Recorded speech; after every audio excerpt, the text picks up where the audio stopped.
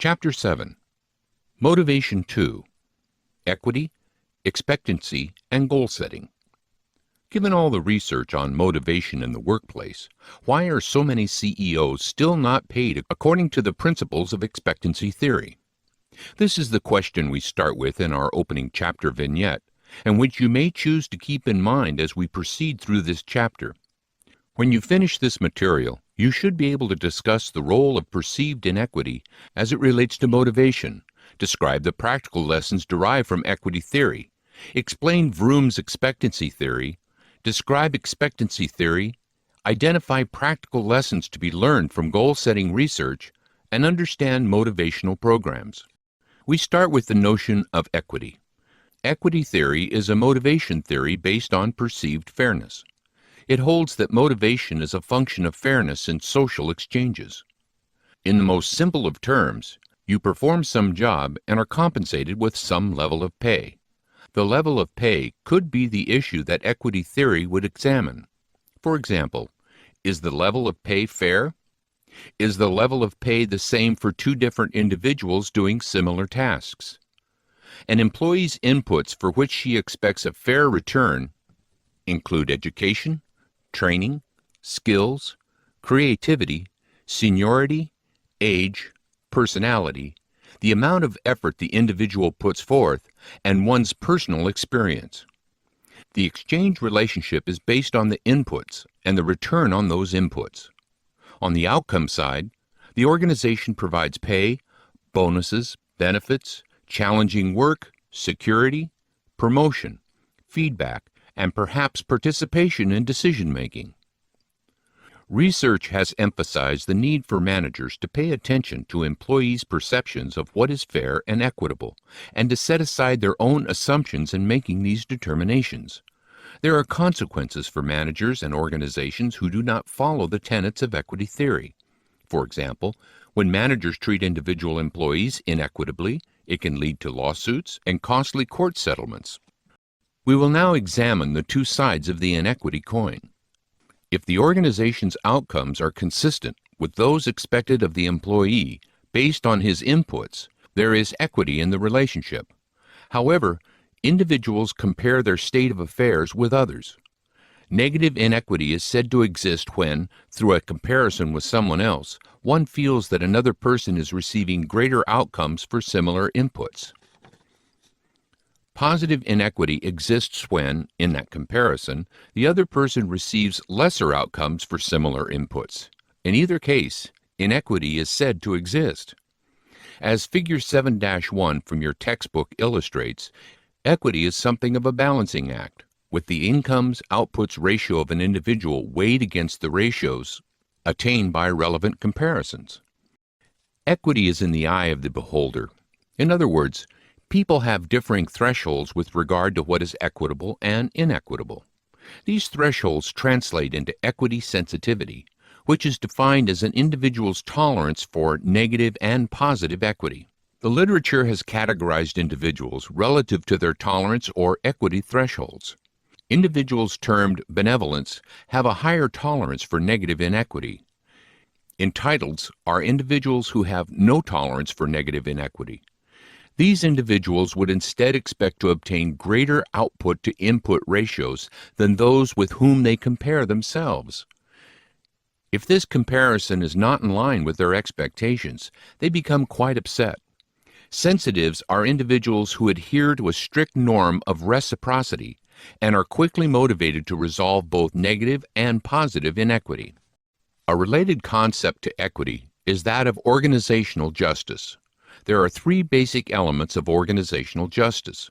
These are distributive justice, or the perceived fairness of how resources and rewards are distributed; procedural justice, which is the perceived fairness of the process and procedures used to make the allocation decisions; and interactional justice, which is the extent to which people feel fairly treated when procedures are implemented in organizations. Another contemporary theory of motivation is expectancy theory. This theory holds that people are motivated to behave in ways that produced valued outcomes. Victor Vroom pioneered the work in expectancy theory. He suggested that motivation can be best understood by the employee's decision as to how much effort to exert in a given situation. The expectancy here is the belief that the effort expended will lead to a specific level of performance. The expectancy perceptions of individuals in determining whether or not effort will lead to particular performance and outcomes include self-esteem, self-efficacy, previous successes, assistance by others, materials provided, and whether or not information is provided to complete the task appropriately. Vroom's expectancy theory consists of the elements of instrumentality, valence, and outcomes. The instrumentality is the perception of the relationship between a performance and an outcome. The valence is the value of that outcome, and outcomes refer to different consequences that are contingent on the individual's performance. Research has supported the expectancy perspective on motivation. Managers are advised to pay particular attention to the effort to performance expectancy by providing support for employees in accomplishing their goals. It is also important for managers to influence their employees' instrumentalities, or the performance to outcomes perceptions, and to carefully monitor the value that employees place on various outcomes, or the valences for various rewards. Further, expectancy theory can help managers determine the outcomes that employees value. They can also make sure that changes in outcomes are large enough to motivate high effort. That is, managers can ensure that rewards are consistent with effort and performance. We now move our discussion to the link between performance and reward. To be effective, managers must emphasize linking performance and rewards. To do this, managers need to develop and communicate their expectations regarding performance standards.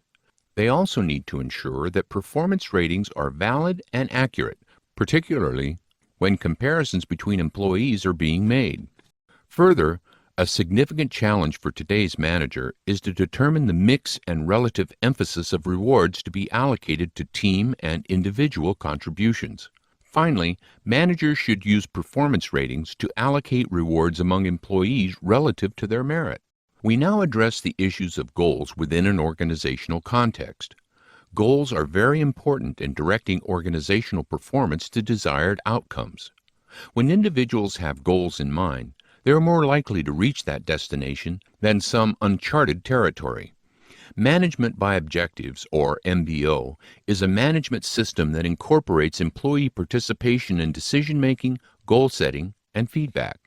How do goals motivate performance?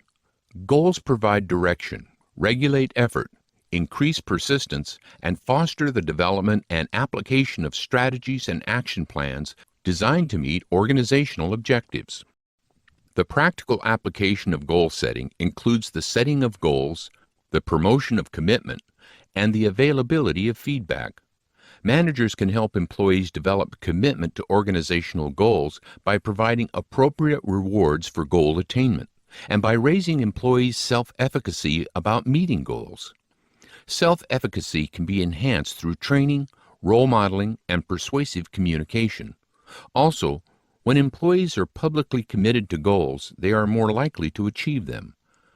Allowing employees to participate in goal setting can enhance goal attainment. Managers should be supportive and ensure that employees have the resources necessary for success, including feedback on progress. Finally, in accordance with available research evidence, goals should be SMART. SMART is an acronym that stands for specific, measurable, attainable, results-oriented, and time-bound. This concludes the lecture on Chapter 7. Apply the concepts that you've learned in the end-of-chapter material, such as the ethical dilemma a high school teacher must deal with plagiarizing students, and take a practice quiz on the Online Learning Center, www.mhhe.com/KINICKIOB4E.